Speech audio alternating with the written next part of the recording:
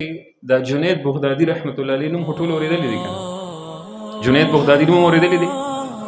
دا د زمانې ولی او د زمانې غوث او د زمانې یو ولی الله کامل انسان دی.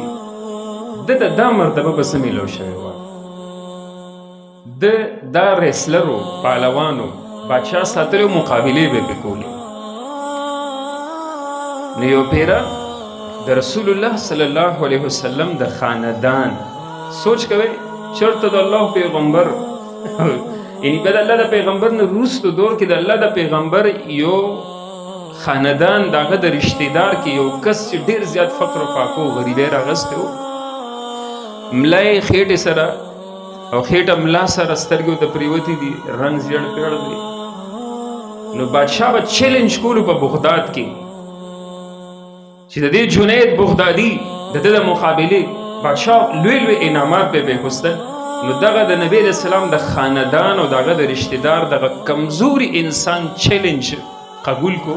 نو خلکو ته مسخره جوړه کړه، خلکو ته خندا جوړه کړه، خلکو ته ټوکې جوړه کړي. بادشاه به طور د مسخرې یو محفل سجو کو، ټول د بغداد خلک یې راجمع کړل. کله چې مقابله شروع کېده نو دغه کمزور انسان د جناب محمد رسول الله صلی الله علیه وسلم خاندان سره صرف هغه نسبت دی. نو هغه چې کله جنید دته لاس واچولو ورته یې صبر وکړه، وایي زه د محمد رسول الله د خاندان سړی یم، کور کې مې فقر و فاقې دي، ښځو بچي مې نهر دي، ما ته وګوره څومره کمزور یم، او که ما خپل ښځو بچو له سیو نړل ابه د نارې د لاسه مړه شي، ته داسې وکړه ما ته خپل ځان روغورځوه او دا مقابله به زه وګټم، ما ته به څه ناسه ملو شو، زه به د خپل ښځو بچو له یوسم.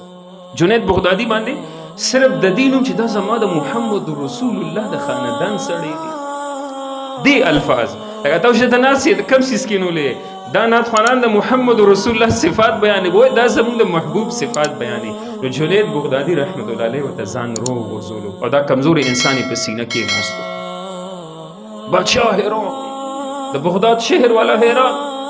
نه جی مقابله دوباره وکړي. دوباره مقابله شو، جنید بیا را پریوتو. دریم ځل باندې مقابله شو، جنید بیا را پریوتو.